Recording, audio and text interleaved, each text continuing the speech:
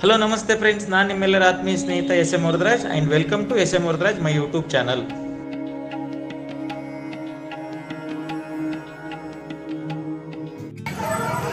Hello ನಮಸ್ತೆ friends, ನಾನು ನಿಮ್ಮೆಲ್ಲರ ಆತ್ಮೀಯ ಸ್ನೇಹಿತ S M. Varadaraj and welcome to S M. Varadaraj my YouTube channel.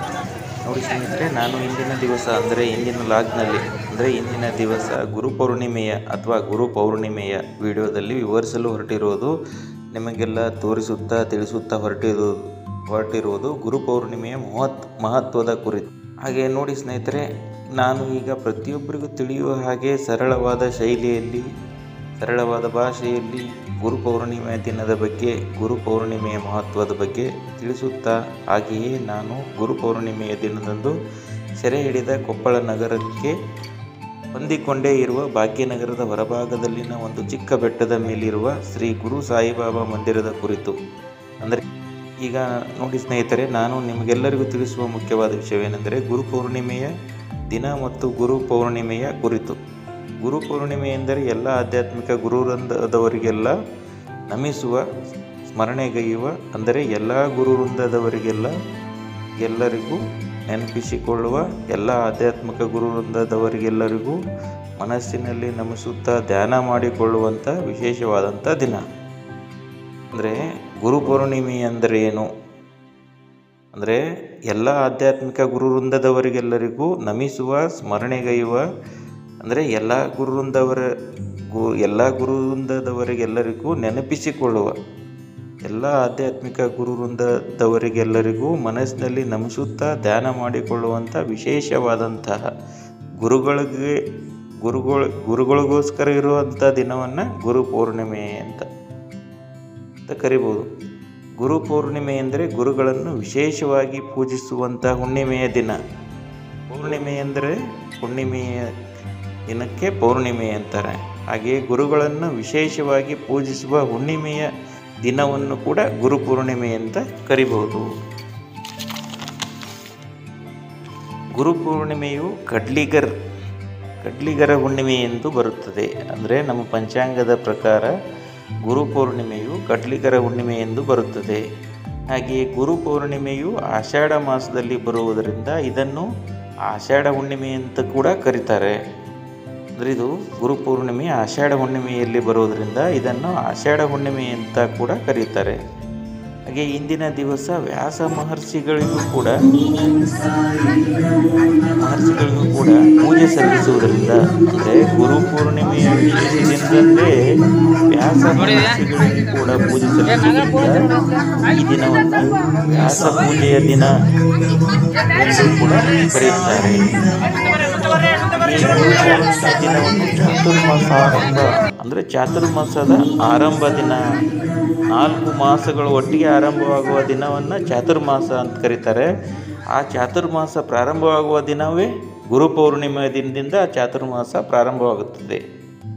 ಈಗ ಪ್ರತಿಯೊಬ್ಬರಿಗೂ ನೆನಪಿಸಿಕೊಳ್ಳುವ ಬಗೆಯ ದಿನಗಳಾದಂತಹ ಪರಿಸರ ದಿನಾಚರಣೆ, ಯೋಗ ದಿನಾಚರಣೆ, ಮಕ್ಕಳ ದಿನಾಚರಣೆ, ಹಾಗೆಯೇ ಶಿಕ್ಷಕರ ದಿನಾಚರಣೆ, ವೈದ್ಯರ ದಿನಾಚರಣೆ ಅಂತ ಇನ್ನೂ ಮುಂತಾದ ಬಗೆಯ ದಿನಾಚರಣೆಗಳನ್ನು ಹೆಸರಿನಲ್ಲಿ ದಿನಾಚರಣೆಗಳನ್ನು ಆಚರಿಸ್ತಾರೆ. ಅಂದರೆ ಆಯಾ ವ್ಯಕ್ತಿಗಳಿಗೆ ಸ್ಮರಣೆ ಗೊಯ್ಯುವ ಸಲುವಾಗಿ ಆಯಾ ದಿನಾಚರಣೆಗಳು ಆಚರಿಸ್ತಾರೆ. ಅದೇ ರೀತಿಯಲ್ಲಿ ಜಗತ್ತಿನಲ್ಲಿರುವ ಎಲ್ಲ ದಿನಗಳಿಗಿಂತಲೂ ಪ್ರೇರಕವಾದಂತಹ, ಶಕ್ತಿದಾಯಕವಾದಂಥ ದಿನವೆಂದರೆ ಗುರುಪೌರ್ಣಿಮೆಯ ಶುಭ ದಿನ. ಹಾಗೆಯೇ ಗುರುಪೌರ್ಣಿಮೆಯ ದಿನವನ್ನು ಪಂಚಾಂಗದ ಪ್ರಕಾರ ಹೇಳುವುದಾದರೆ ಆಷಾಢ ಮಾಸದ ಶುಕ್ಲ ಪಕ್ಷದ ಹುಣ್ಣಿಮೆಯ ದಿನವನ್ನು ಗುರುಪೌರ್ಣಿಮೆ ಎಂದು ಕರೆಯುತ್ತಾರೆ. ಅಂದರೆ ಪಂಚಾಂಗದ ಪ್ರಕಾರ ಹೇಳಬೇಕಾದ್ರೆ ಆಷಾಢ ಮಾಸದ ಶುಕ್ಲ ಪಕ್ಷದ ಹುಣ್ಣಿಮೆಯ ದಿನವನ್ನು ಗುರುಪೌರ್ಣಿಮೆ ಎಂದು ಕರೆಯುತ್ತಾರೆ.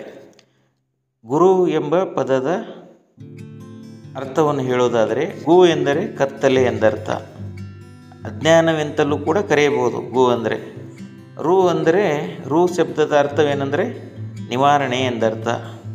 ಒಟ್ಟಿಗೆ ಹೇಳಬೇಕಾದ್ರೆ ಗುರು ಎಂದರೆ ಅಕ್ಷರಸ ನಮ್ಮ ಜೀವನದಿಂದ ಅಜ್ಞಾನದ ಕತ್ತಲೆಯನ್ನು ತೆಗೆದುಹಾಕುವವನು, ನಮ್ಮನ್ನು ಜ್ಞಾನವಂತನನ್ನಾಗಿ ಮಾಡುವವನು ಮತ್ತು ನಮ್ಮ ಜೀವನ ಮತ್ತು ಮನಸ್ಸಿನಲ್ಲಿ ಸಕಾರಾತ್ಮಕತೆಯನ್ನು ತರುವವನು ಎಂದರ್ಥ ಗುರು ಅಂದರೆ.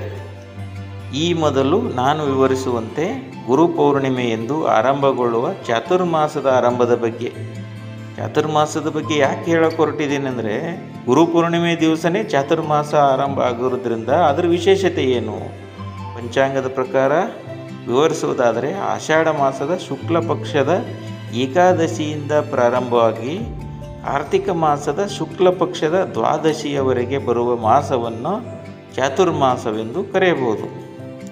ಹಾಗೆಯೇ ಅಂದರೆ ಚಾತುರ್ಮಾಸವೆಂದರೆ, ಆಧ್ಯಾತ್ಮಿಕದ ಪ್ರಕಾರ ಚಾತುರ್ಮಾಸವೆಂದರೆ ಪ್ರತಿ ವರ್ಷದ ಆಷಾಢ ಮಾಸದ ಶುಕ್ಲ ಪಕ್ಷದ ದೇವಶಯನಿ ತಿಥಿಯಿಂದ ಭಗವಾನ್ ಶ್ರೀ ವಿಷ್ಣು ಯೋಗ ನಿದ್ರೆಗಾಗಿ ಕ್ಷೀರಸಾಗರಕ್ಕೆ ಹೋಗುತ್ತಾನೆ ಮತ್ತು ಅಲ್ಲಿ 4 ತಿಂಗಳ ಕಾಲ ವಿಶ್ರಾಂತಿಯನ್ನು ಪಡೆಯುವುದರಿಂದ ಈ ಮಾಸಕ್ಕೆ ಚಾತುರ್ಮಾಸವೆಂದು ಕರೆಯುತ್ತಾರೆ.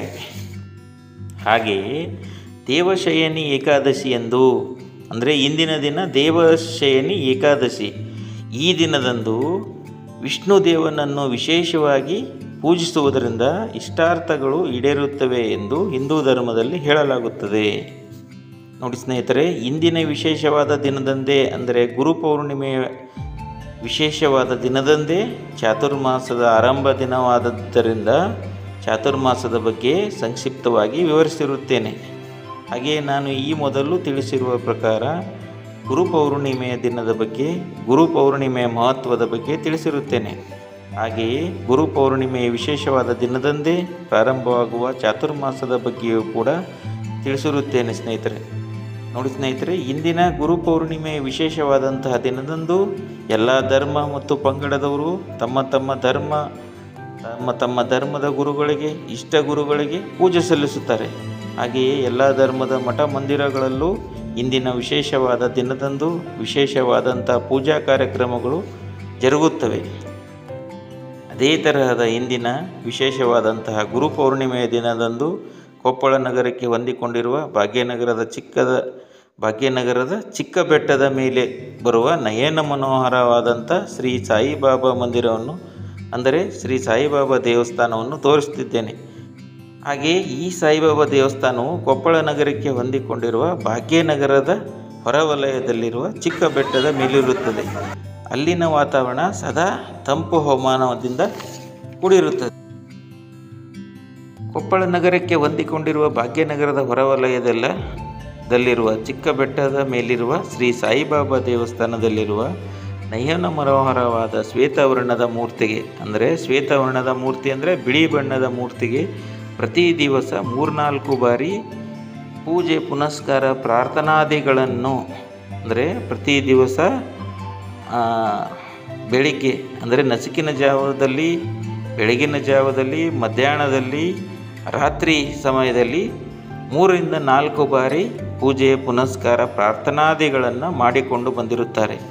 ಹಾಗೆಯೇ ಗುರುವಾರದಂದು ವಿಶೇಷವಾದಂಥ ವಾರದ ಪೂಜೆ ಅಂದರೆ ಆ ಗುರುವಿನ ಗುರುವಾರ, ಹಾಗಾಗಿ ಗುರುವಾರದಂದು ವಿಶೇಷ ಪೂಜೆ ಪುನಸ್ಕಾರ, ಹಾಗೆಯೇ ವಿಶೇಷವಾದಂತಹ ಹೂಗಳಿಂದ ಅಲಂಕಾರಗಳನ್ನು ಕೂಡ ಮಾಡುತ್ತಿರುತ್ತಾರೆ. ಅಂದರೆ ಗುರುವಾರ ವಿಶೇಷವಾದಂಥ ವಾರದ ಪೂಜೆ. ಆದರೆ ಈಗಿನ ವಿಶೇಷ ಸಂದರ್ಭದಲ್ಲಿನ ಅಂದರೆ ಗುರುಪೌರ್ಣಿಮೆಯ ದಿನದಂದು ನಡೆಯುವ ವಿಶೇಷವಾದಂತಹ ಪೂಜೆ ಅಂದರೆ ವಾರ್ಷಿಕವಾಗಿ ನಡೆಯುವ ಪೂಜೆ. ವಾರ್ಷಿಕವಾಗಿ ಅಂದರೆ ವರ್ಷಕ್ಕೊಮ್ಮೆ ನಡೆಯುವ ವಿಶೇಷ ಪೂಜೆ. ಈ ವಿಶೇಷವಾದ ವರ್ಷಕ್ಕೊಮ್ಮೆ ನಡೆಯುವ ಪೂಜೆಯಲ್ಲಿ ವಿಶೇಷವಾಗಿ ಕಾಣುವ ಹೂಗಳಿಂದ ಅಂದರೆ ಕೆಲವೊಂದು ಸಲ ನನಗೆ ಗೊತ್ತಿರುವಂತೆ ನಮ್ಮ ಕರ್ನಾಟಕದ ರಾಜಧಾನಿ ಬೆಂಗಳೂರಿನಿಂದ ಕೂಡ ಹೂಗಳನ್ನು ತರಿಸುತ್ತಾರೆ. ಹಾಗೆಯೇ ಗುರುಪೂರ್ಣಿಮೆಯ ದಿನದಂದು ನಡೆಯುವ ವಿಶೇಷವಾದಂತಹ ಹೂವಿನ ಅಲಂಕಾರಗಳಿಂದ ಕೂಡಿದ ವಿಶೇಷ ಪೂಜೆಯು ಕೊಪ್ಪಳ ಜಿಲ್ಲೆಯಲ್ಲಿಯೇ ಮುಂಚೂಣಿ ಸ್ಥಾನವನ್ನು ಪಡೆದಿದೆ ಎನ್ನಬಹುದು. ಅಂದರೆ ಗುರುಪೂರ್ಣಿಮೆಯ ದಿನದಂದು ನಡೆಯುವ ವಿಶೇಷವಾದಂತಹ ಹೂವಿನ ಅಲಂಕಾರಗಳಿಂದ ಕೂಡಿದ ಪೂಜೆ ಅಂದರೆ ಸಾಯಿಬಾಬಾ ದೇವರಿಗೆ ಮಾಡುವಂಥ ಪೂಜೆ ಕೊಪ್ಪಳ ಜಿಲ್ಲೆಯಲ್ಲಿಯೇ ಮುಂಚೂಣಿಯ ಸ್ಥಾನವನ್ನು ಪಡೆದಿದೆ ಎನ್ನಬಹುದು. ಹಾಗೆಯೇ ಈ ಸಾಯಿಬಾಬಾ ದೇವಸ್ಥಾನದ ಪಕ್ಕದಲ್ಲಿ ಅಂದರೆ ಈ ದೇವಸ್ಥಾನದ ಎಡಭಾಗದಲ್ಲಿರುವ ತಾಯಮ್ಮ ದೇವಿ ದೇವಸ್ಥಾನವು ಭಾಗ್ಯನಗರದ ಹೊರವಲಯದಲ್ಲಿರುವ ಚಿಕ್ಕ ಬೆಟ್ಟದ ಮೇಲಿದ್ದು ಇದು ಕೂಡ ಬಹಳಷ್ಟು ವರ್ಷಗಳ ಮುಂಚೆಯೇ ನಿರ್ಮಾಣವಾಗಿರುತ್ತದೆ. ಈ ತಾಯಮ್ಮ ದೇವಿಯ ದೇವಸ್ಥಾನವು ಈ ಭಾಗ್ಯನಗರದ ಗ್ರಾಮ ದೇವತೆಯಾಗಿರುತ್ತದೆ. ಹಾಗಾಗಿ ಈ ದೇವಸ್ಥಾನಕ್ಕೆ ಬರುವ ಜನರು ಕೂಡ ಶ್ರೀ ಸಾಯಿಬಾಬಾ ದೇವಸ್ಥಾನಕ್ಕೆ ಬಂದು ಹೋಗುತ್ತಾರೆ. ಹಾಗಾಗಿ ಶ್ರೀ ತಾಯಮ್ಮ ದೇವಿಯ ದೇವಸ್ಥಾನಕ್ಕೆ ಬರುವ ಭಕ್ತಾದಿಗಳಲ್ಲದೆ ಶ್ರೀ ಸಾಯಿಬಾಬಾ ದೇವರ ಭಕ್ತಾದಿಗಳು ಕೂಡ ಹೆಚ್ಚಿನ ಸಂಖ್ಯೆಯಲ್ಲಿ ಬರುವುದರಿಂದ ಗುರುಪೌರ್ಣಿಮೆ ದಿನದಂದು ಜಾತ್ರೆಯ ತರಹ ಜನಸಾಗರವೇ ಸೇರುತ್ತದೆ. ಪ್ರತಿ ಸಲದಂತೆ ಈ ಸಲವೂ ಕೂಡ ಪ್ರಸಾದ ವಿತರಣೆ ಎಂದರೆ ಅನ್ನ ಸಂತರ್ಪಣೆ, ಊಟದ ವ್ಯವಸ್ಥೆ ಕೂಡ ಇತ್ತು. ಹೆಚ್ಚಿನ ಸಂಖ್ಯೆಯಲ್ಲಿ ಭಕ್ತರೆಲ್ಲರೂ ಸೇರಿದ್ದರಿಂದ ಈ ಸಲವು ಹೆಚ್ಚಿಗೆ ಮೆರುಗು ಬಂದಿರುತ್ತದೆ. ಹಾಗಾಗಿ ಪ್ರತಿ ಸಲದಂತೆ ಈ ವರ್ಷವೂ ಕೂಡ ಹೆಚ್ಚಿನ ಸಂಖ್ಯೆಯಲ್ಲಿ ಭಕ್ತಾದಿಗಳು ಸೇರಿದ್ದರು. ಹಾಗಾಗಿ ಈ ಸಲವೂ ಕೂಡ ಪ್ರತಿ ಸಲದಂತೆ ಮಳೆರಾಯನ ಸಣ್ಣ ಹನಿಯೊಂದಿಗೆ ಸ್ವಾಗತ ಕೋರುವುದು ಕೂಡ ವಿಶೇಷತೆಯಾಗಿತ್ತು. ಈ ಸಲವೂ ಕೂಡ ಮಳೆರಾಯನ ದರ್ಶನ ಅಂದರೆ ಮಳೆರಾಯನ ಸಣ್ಣ ಹನಿಯೊಂದಿಗೆ ಪ್ರತಿಯೊಬ್ಬರಿಗೂ ಮಳೆರಾಯನ ಸ್ವಾಗತವಾಗಿತ್ತು. ಹಾಗಾಗಿ ಈ ಸಂದರ್ಭದಲ್ಲಿ ಕೂಡ ಈ ಸಲ ಕೂಡ ಭಕ್ತಾದಿಗಳು ಹೆಚ್ಚಿನ ಸಂಖ್ಯೆಯಲ್ಲೂ ಸೇರಿ ಶ್ರೀ ಸಾಯಿಬಾಬಾ ದೇವಸ್ಥಾನಕ್ಕೆ ಹತ್ತುವ ಮೆಟ್ಟಲುಗಳ ಪಕ್ಕದಲ್ಲಿ ಅಂದರೆ ಶ್ರೀ ಸಾಯಿಬಾಬಾ ದೇವಸ್ಥಾನಕ್ಕೆ ಹತ್ತುವ ಮೆಟ್ಟಲುಗಳ ಪಕ್ಕದಲ್ಲಿ ಮತ್ತು ಸಾಯಿಬಾಬಾ ದೇವಸ್ಥಾನದ ಸುತ್ತಲೂ ಅಂದರೆ ನಾವು ಪ್ರದಕ್ಷಿಣಾ ಪಥ ಅಂತೀವಿ, ಅದಕ್ಕೇನು ಸುತ್ತ ಹಾಕ್ತೀವಿ ನಾವು ಫಸ್ಟು ದೇವಸ್ಥಾನ ಸುತ್ತ ಹಾಕೋ ಅಲ್ಲಿ ಕೂಡ ಎಡಬಲ ಭಾಗದಲ್ಲಿ ತೆಂಗಿನ ಗರಿಗಳ ಅಲಂಕಾರ, ಬಾಳೆ ಗಿಡಗಳ ಅಲಂಕಾರ, ಮಾವಿನ ತಳಿರು ತೋರಣಗಳ ಅಲಂಕಾರ, ಹಾಗೆಯೇ ಬೇರೆ ಬೇರೆ ಕಡೆಯಿಂದ ತರಿಸಿರುವ ತರತರಹದ ತರೇವಾರಿ ಹೂಗಳ ಅಲಂಕಾರ ಕೂಡ ಮನಮೋಹಕವಾಗಿ ಕಂಡುಬರುತ್ತದೆ. ಹಾಗೆಯೇ ದೇವಸ್ಥಾನದ ಮೆಟ್ಟಿಲುಗಳ ಕೆಳಗಡೆ ಮಾಡಿರುವ ಹೋಮ ಹವನಗಳ ದೃಶ್ಯವೂ ಕೂಡ ಕಣ್ಣುಗಳಿಗೆ ಅತ್ಯುತ್ತಮವಾಗಿ ಗೋಚರಿಸುತ್ತದೆ. ಎಲ್ಲದಕ್ಕಿಂತ ಮುಖ್ಯವಾಗಿ ಅಲಂಕಾರಕ್ಕೆ ಪ್ರಾಧಾನ್ಯತೆ ಸಿಗುವುದು ಗರ್ಭಗುಡಿಯಲ್ಲಿರುವ ಶ್ರೀ ಸಾಯಿಬಾಬಾ ದೇವರ ವಿಶೇಷವಾದಂಥ ಹೂಗಳಿಂದ ಅಲಂಕಾರಗೊಂಡ ಸಾಯಿಬಾಬಾ ಮೂರ್ತಿಗೆ. ಒಟ್ಟಾರೆಯಾಗಿ ಶ್ರೀ ಸಾಯಿಬಾಬಾ ದೇವಸ್ಥಾನ ಮತ್ತು ಶ್ರೀ ತಾಯಮ್ಮ ದೇವಿಯ ದೇವಸ್ಥಾನದ ದೇವರುಗಳ ಅಲಂಕಾರ ನೋಡುವುದೇ ಒಂದು ಕಣ್ಣಿಗೆ ಹಬ್ಬವೆನಿಸುತ್ತದೆ. ಹಾಗೆಯೇ ನಾನು ಈಗ ಶ್ರೀ ಸಾಯಿಬಾಬಾ ದೇವಸ್ಥಾನದ ಬಗ್ಗೆ ಹೇಳುವ ಮುಖ್ಯ ವಿಷಯವೇನೆಂದರೆ, ಮೊಟ್ಟ ಮೊದಲು ಶ್ರೀ ಸಾಯಿಬಾಬಾ ಮೂರ್ತಿಯನ್ನು ಅಲ್ಲಿ ಪ್ರತಿಷ್ಠಾಪಿಸಿದ ಸಂದರ್ಭದಲ್ಲಿ ಹೊಸಪೇಟೆಯಿಂದ ನನ್ನ ಕೆಲವು ಸ್ನೇಹಿತರ ತಂಡ ಬಂದು ಆ ದೇವಸ್ಥಾನದ ನನ್ನ ಪರಿಚಿತ ಅರ್ಚಕರಿಗೆ ಸಾಯಿಬಾಬಾ ದೇವರಿಗೆ ಸಲ್ಲಿಸುವ ಪೂಜಾ ವಿಧಿವಿಧಾನಗಳನ್ನು ತಿಳಿಸುತ್ತಿದ್ದರು. ಹಾಗೆಯೇ ಹೊಸಪೇಟೆಯಿಂದ ಭಾಗ್ಯನಗರದ ಹೊರವಲಯದಲ್ಲಿರುವ ಶ್ರೀ ಸಾಯಿಬಾಬಾ ದೇವಸ್ಥಾನಕ್ಕೆ ಬಂದು ಹೋಗುವ ನನ್ನ ಸ್ನೇಹಿತರ ತಂಡ ಶ್ರೀ ಸಾಯಿಬಾಬಾ ಮೂರ್ತಿ ಪ್ರತಿಷ್ಠಾಪನೆಯಾದ ನಂತರದ ಅಂದರೆ ಪ್ರಾರಂಭಿಕ ವರ್ಷಗಳಲ್ಲಿ ಪ್ರತಿ ವರ್ಷವೂ ಗುರುಪೌರ್ಣಿಮೆಯ ದಿನಕ್ಕಿಂತ ಮುಂಚಿತವಾಗಿ ಬಂದು ಪೂರ್ವ ತಯಾರಿ ಮಾಡುವುದರ ಜೊತೆಯಲ್ಲಿಯೇ ಹೊಸದಾಗಿ ಶ್ರೀ ಸಾಯಿಬಾಬಾ ದೇವರ ಪೂಜೆಯನ್ನು ಪ್ರಾರಂಭಿಸಿದ ಅರ್ಚಕರಿಗೆ ದೇವರಿಗೆ ಸಲ್ಲಿಸುವ ಪೂಜಾ ವಿಧಿವಿಧಾನಗಳನ್ನು ತಿಳಿಸಿಕೊಡುವುದರ ಜೊತೆಗೆ ತಾವು ಕೂಡ ಸೇವೆ ಸಲ್ಲಿಸಿ ಹೋಗುತ್ತಿದ್ದರು. ಹಾಗಾಗಿ ಮುಂಚೆಯೇ ಪರಿಚಿತರಾದ ಆ ದೇವಸ್ಥಾನದ ಅರ್ಚಕರು ಮತ್ತು ಅವರ ಕುಟುಂಬದ ಸದಸ್ಯರೆಲ್ಲರೂ ನನಗೆ ಇನ್ನಷ್ಟು ಆತ್ಮೀಯರಾದರು. ಹಾಗೆಯೇ ಶ್ರೀ ಸಾಯಿಬಾಬಾ ದೇವರ ಪೂಜಾ ವಿಧಿವಿಧಾನಗಳನ್ನು ತಿಳಿಸಿಕೊಟ್ಟ ನನ್ನ ಹೊಸಪೇಟೆಯ ಕೆಲವು ಸ್ನೇಹಿತ ತಂಡದವರಿಗೂ ಆತ್ಮೀಯರಾಗಿರುತ್ತಾರೆ. ನೋಡಿ ಸ್ನೇಹಿತರೆ, ಕೊಪ್ಪಳ ನಗರದ ಜನರಲ್ಲದೆ ಬೇರೆ ಬೇರೆ ಜಿಲ್ಲೆಗಳಿಂದ ಕೊಪ್ಪಳಕ್ಕೆ ಬಂದು ಹೋಗುವ ಜನರು, ಹಾಗೆಯೇ ಕೊಪ್ಪಳದ ನೆರೆಹೊರೆಯ ಊರುಗಳಿಂದ ಕೊಪ್ಪಳಕ್ಕೆ ಬಂದು ಹೋಗುವ ಭಕ್ತರು, ಕೊಪ್ಪಳ ನಗರಕ್ಕೆ ಹೊಂದಿಕೊಂಡಿರುವ ಭಾಗ್ಯನಗರದ ಶ್ರೀ ಸಾಯಿಬಾಬಾ ದೇವಸ್ಥಾನಕ್ಕೆ ಮತ್ತು ಆ ದೇವಸ್ಥಾನದ ಪಕ್ಕದಲ್ಲಿರುವ ಶ್ರೀ ತಾಯಮ್ಮ ದೇವಿಯ ದೇವಸ್ಥಾನಕ್ಕೆ ಬಂದು ದರ್ಶನ ಮಾಡಿಕೊಂಡು ಹೋಗುವುದಲ್ಲದೆ ವಿಶೇಷವಾಗಿ ಪೂಜಾ ಸಮಾರಂಭಗಳಲ್ಲಿ ಬಂದು ಹೋಗುವುದರ ಜೊತೆಗೆ ತಮ್ಮಿಂದ ಆದಷ್ಟು ತನುಮನಧನಗಳ ಸೇವೆ ಸಲ್ಲಿಸಿ ಆ ದೇವರುಗಳ ಕೃಪೆಗೆ ಪಾತ್ರರಾಗಬೇಕೆಂದು ನಾನು ಈ ಮೂಲಕ ವಿನಂತಿಸಿಕೊಳ್ಳುತ್ತಿದ್ದೇನೆ. ಅಂದರೆ ವಿಶೇಷವಾಗಿ ಪೂಜಾ ಸಮಾರಂಭಗಳಲ್ಲಿ ಅಂದರೆ ಈ ಥರದ ಗುರುಪೂರ್ಣಿಮೆಯಂಥ ದಿನಗಳಲ್ಲಿ ಹಾಗೂ ಗುರುವಾರದಂಥ ವಿಶೇಷ ವಾರದ ಪೂಜಾ ದಿನಗಳಲ್ಲಿ ಬಂದು ಹೋಗುವ ಭಕ್ತರು ತಮ್ಮ ಕೈಲಿಂದ ಆದಷ್ಟು ತನುಮನ ಧನಗಳಿಂದ ಸೇವೆ ಸಲ್ಲಿಸಿ ಆ ದೇವರುಗಳ ಕೃಪೆಗೆ ಪಾತ್ರರಾಗಬೇಕೆಂದು ನಾನು ಈ ಮೂಲಕ ವಿನಂತಿಸಿಕೊಳ್ಳುತ್ತಿದ್ದೇನೆ.